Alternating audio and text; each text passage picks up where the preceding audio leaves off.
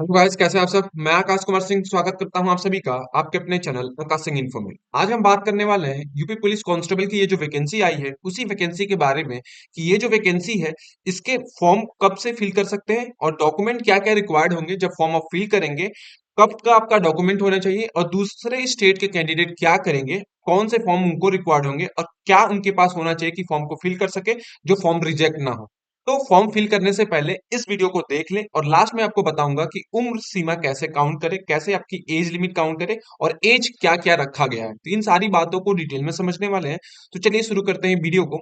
और जिन्होंने भी इस चैनल को सब्सक्राइब नहीं किया है जाके इस चैनल को सब्सक्राइब कर लें, बेल आइकन को दबा दें ऐसे ही गवर्नमेंट जॉब नोटिफिकेशन के लिए।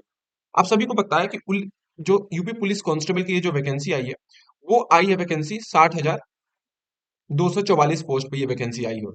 इसमें सबसे इंपॉर्टेंट क्या है, फॉर्म फिलअप।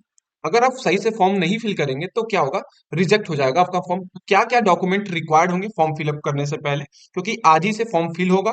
डॉक्यूमेंट कब तक के होने चाहिए, कब का आपका डॉक्यूमेंट होना चाहिए तो फॉर्म रिजेक्ट नहीं होगा। और दूसरे स्टेट के कैंडिडेट क्या करेंगे ये बताऊंगा इस वीडियो में। तो सबसे पहले मैं बता दूं इस वैकेंसी के बारे में कुछ इंफॉर्मेशन। तो ये जो वैकेंसी है ये आई थी 60,244 पोस्ट पे ये वैकेंसी आई थी। ठीक है। और ये जो वैकेंसी आई थी इसमें टोटल जो रहता है, टोटल इतनी वैकेंसी थी जो कि मेल और फीमेल दोनों कैंडिडेट के लिए था। ठीक है। ये जो वैकेंसी है इसके ऑनलाइन फॉर्म जो है 27 दिसंबर 2023 से फिल होने वाले हैं। 27 दिसंबर से इसके फॉर्म, ऑनलाइन फॉर्म फिल होंगे। और कब तक फिल होंगे तो ये होगा आपका 16 जनवरी तक। 16 जनवरी तक इसके फॉर्म फिल होंगे। 16 जनवरी तक इसके फॉर्म फिल होंगे 2024 तक। ठीक है। तो आपके पास यहाँ कुल मिला के कितने दिन, 20 दिन हैं इस फॉर्म को फिल करने के लिए। इस फॉर्म को फिल करने के लिए 20 दिन है और डॉक्यूमेंट भी, जो रिक्वायर्ड डॉक्यूमेंट है उसको भी बनवाने के लिए ये 20 दिन ही आपके पास है। जाके इस डॉक्यूमेंट को आपको बनवा लेने हैं। तो फॉर्म कहाँ से फिल करेंगे, सबसे पहली बात तो फॉर्म जो है ये मैंने ऐसे यहाँ से कटिंग ली है। ये ऑफिशियल वेबसाइट है यूपी पुलिस गवर्नमेंट की, जहां से इस फॉर्म को फिल कर सकते हैं। यूपीपी bpp.government.in से जाके आप फॉर्म को चेक भी कर सकते हैं और यहीं से आप फॉर्म को अप्लाई करिएगा। यही इसकी ऑफिशियल साइड है। यही इसकी ऑफिशियल साइड है, यहीं से जाके आपको फॉर्म को फिल करना है। किसी और साइड से जाके मत फिल करिएगा, नहीं तो आपके पैसे भी जाएंगे और फॉर्म भी फिल नहीं होगा। तो यहाँ से जाके आपको फॉर्म को फिल करना है। अब हम बात करेंगे, सबसे जरूरी जो बात है वो है इंपॉर्टेंट डॉक्यूमेंट्स। इंपॉर्टेंट महत्वपूर्ण डॉक्यूमेंट कौन कौन से रिक्वायर्ड होंगे इस फॉर्म को फिल करने के लिए, तो सही से आप सुनिएगा। उसके बाद मैं बताऊंगा आपको एज लिमिट के बारे में। तो सबसे पहले अगर मैं बात करूं डॉक्यूमेंट के बारे में, तो सबसे पहले जो सबसे इंपॉर्टेंट है सभी कास्ट के लिए, जो भी कास्ट के लिए है, वो है 10th एंड 12th की मार्कशीट। 10th और 12th की मार्कशीट चाहिए। ये आपकी सभी कास्ट के लिए है, सभी कैंडिडेट के लिए ये दो चीज जरूरी है। इसके अलावा क्या जरूरी है, तो आपके पास लेटेस्ट फोटो होनी चाहिए। लेटेस्ट फोटो मतलब इधर 3 महीने की, 3 महीने या 6 महीने की पास की, 3 महीने या 6 महीने पहले की आपके पास फोटो होनी चाहिए। वही फोटो आप अप्लाई कर, अगर नहीं भी है तो जाके आप 15-16 फोटो आप बनवा लीजिए। ठीक है, अभी जाके तो अभी भी। और उसके बाद आपके पास एक आईडी कार्ड होना चाहिए। जैसे आईडी कार्ड मतलब मोस्टली यूज जो होता है वो आधार कार्ड है। तो आपके पास या तो आधार कार्ड हो, या तो पैन कार्ड हो, या आपके पास क्या होना चाहिए, या तो ड्राइविंग लाइसेंस हो। ये सारे डॉक्यूमेंट आपको होने जरूरी हैं। ये सभी कास्ट के लिए बता रहा हूँ। क्या, 10th और 12th की मार्कशीट आपके पास, लेटेस्ट फोटो होनी चाहिए सबके पास, एटलीस्ट 15 बनवा लीजिएगा। फिर आपके पास आधार कार्ड होना जरूरी है या पैन कार्ड, कोई भी एक आईडी कार्ड होना जरूरी है। इसके बाद आता है, ठीक है, जो भी डॉक्यूमेंट्स होंगे, जो भी आपके ये डॉक्यूमेंट्स होंगे वो क्या है, ये डॉक्यूमेंट्स जो भी आपके होने वाले हैं वो याद रखिएगा कैसे होने चाहिए। तो ये डॉक्यूमेंट आपके जो बनेंगे वो बनेंगे उसमें नाम, एड्रेस,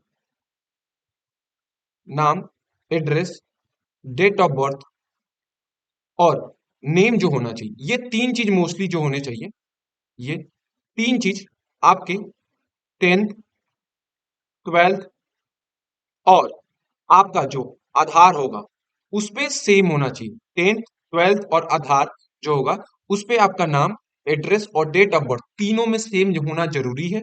तो आपका फॉर्म रिजेक्ट नहीं होगा। ये तीनों में आपके तीनों चीजें सेम होनी चाहिए, तो वेरिफिकेशन में आपको डाउटफुल नहीं होगा और का फॉर्म भी रिजेक्ट नहीं होगा। इसके बाद जो आता है महत्वपूर्ण इंपॉर्टेंट जो डॉक्यूमेंट्स है और अदर जो है महत्वपूर्ण इंपॉर्टेंट जो डॉक्यूमेंट्स है यहाँ पे। अब आता है caste certificate. Caste certificate, caste certificate किसको किसको चाहिए? तो वो चाहिए ओबीसी, एसटी, एससी और ईडब्ल्यूएस। ये जो चार लोग हैं इनके लिए कास्ट सर्टिफिकेट होना जरूरी है। कास्ट सर्टिफिकेट कब का होना चाहिए? तो 6 मंथ पहले का होना चाहिए। 6 मंथ पहले का आपका कास्ट सर्टिफिकेट होना चाहिए, उससे पहले का नहीं होना चाहिए। कहने का मतलब मेरा ये है कि 1 अप्रैल अगर 2023 से बाद का, अगर 1 अप्रैल 2023 के बाद का आपका कास्ट सर्टिफिकेट है तो आप बनवाने की जरूरत नहीं है, अगर नहीं है तो बनवा लीजिए। उसके बाद आता है, इसके बाद क्या है? डोमासाइल। ठीक है, डोमिसाइल होना जरूरी है। डोमिसाइल किसको चाहिए? तो यूपी के जो हैं कैंडिडेट, यूपी के जनरल, ओबीसी, ईडब्ल्यूएस, एसटी, जो भी कैंडिडेट है, डोमिसाइल मतलब निवास, निवास होना जरूरी है। सारे कैंडिडेट का क्या होना जरूरी है? निवास होना जरूरी है सारे कैंडिडेट का, वो जनरल हो, ओबीसी हो, एसटी हो या ईडब्ल्यूएस है, सबका डोमिसाइल होना जरूरी है। क्या कास्ट सर्टिफिकेट किसको चाहिए? ओबीसी को, एससी को, एसटी को और ईडब्ल्यूएस के लिए 6 महीने पहले का आपका होना चाहिए कास्ट सर्टिफिकेट। डोमिसाइल भी आपका 6 महीना पहले का ही होना चाहिए, या 6 महीना पहले के ज्यादा का नहीं होना चाहिए। 6 महीने का, 6 महीना पहले का है या इधर का है तो ठीक है। अगर हम आगे बात करें, इनकम सर्टिफिकेट चाहिए। इनकम सर्टिफिकेट किसको चाहिए? इनकम जो, इनकम सर्टिफिकेट किस में रिक्वायर्ड होगा? इनकम सर्टिफिकेट जो होना चाहिए, इनकम सर्टिफिकेट आपकी रिक्वायर्ड होगी किस कास्ट के लिए? तो वो होगा सबसे ज्यादा ईडब्ल्यूएस के लिए और ओबीसी के लिए। ये दो कैंडिडेट क्या करेंगे? अपना इनकम सर्टिफिकेट भी बनवा लेंगे अपने फादर का। वो होना बहुत जरूरी है। क्या? इनकम सर्टिफिकेट फॉर्म में लग रहा है किसके लिए? ईडब्ल्यूएस और ओबीसी के लिए। जबकि मैंने इससे पहले कास्ट सर्टिफिकेट किसके लिए है? ओबीसी के लिए, एससी और एसटी और ईडब्ल्यूएस के लिए। जबकि डोमासाइल जो होना चाहिए सारे कैंडिडेट के लिए अनिवार्य है। किसको छोड़ा के? तो अदर स्टेट के कैंडिडेट को छोड़ा के। अब हम बात करते हैं अदर स्टेट के कैंडिडेट के बारे में। जो अदर स्टेट वाले कैंडिडेट हैं वो जनरल में काउंट होंगे। कहाँ में काउंट होंगे? जनरल में। ठीक है, अदर स्टेट के कैंडिडेट। और इनको निवास की जरूरत नहीं है, इनको निवास की कोई जरूरत नहीं है। ठीक है, निवास और ऐसे कास्ट सर्टिफिकेट की कोई जरूरत नहीं। कास्ट सर्टिफिकेट तो जरूरत पड़ेगी, निवास की कोई जरूरत नहीं है। ठीक है, तो ये है अदर स्टेट के कैंडिडेट जनरल में काउंट होंगे। ये आपको मैंने क्लियर कर दिया। अब आते हैं इसके बाद जो चीज इंपॉर्टेंट है वो है इसमें एज लिमिट के बारे में। ठीक है, एज लिमिट के बारे में, अब एज लिमिट के बारे में समझ लेते हैं। उससे पहले देखिए, अब एज लिमिट की क्या है? एज लिमिट आपकी कब से काउंट हो रही है? सबसे पहले मैं एज लिमिट बता दूं। तो जनरल में आपकी जो एज है मेल कैंडिडेट के लिए, मेल कैंडिडेट के लिए वो है 18 से 25 साल। जबकि फीमेल के लिए है ये एज लिमिट कितने से? तो 18 से 28 साल एज लिमिट है फीमेल के लिए जनरल में, और मेल के लिए 18 से 25 साल। अब आते हैं मेल में। मेल कैंडिडेट जो ओबीसी हो, एससी हो, एसटी और ईडब्ल्यूएस वाले हैं, चाहे इतने कैंडिडेट जो रहेंगे, वो वो इनके लिए जो एज लिमिट रखी गई है वो रखी गई है 18 से 31 साल। 18 से 31 साल ईडब्ल्यूएस, ओबीसी और एससी के लिए ये एज लिमिट है जो मेल कैंडिडेट है।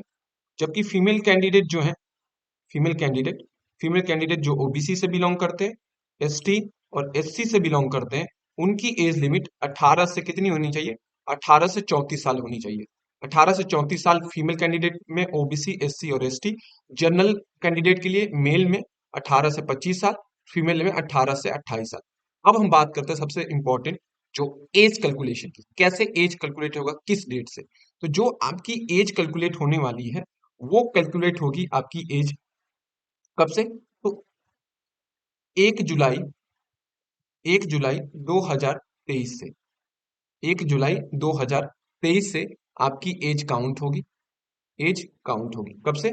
1 जुलाई 2023 से। अगर आपकी एज, अगर आपकी एज 1 जुलाई 1998 से लेके 1 जुलाई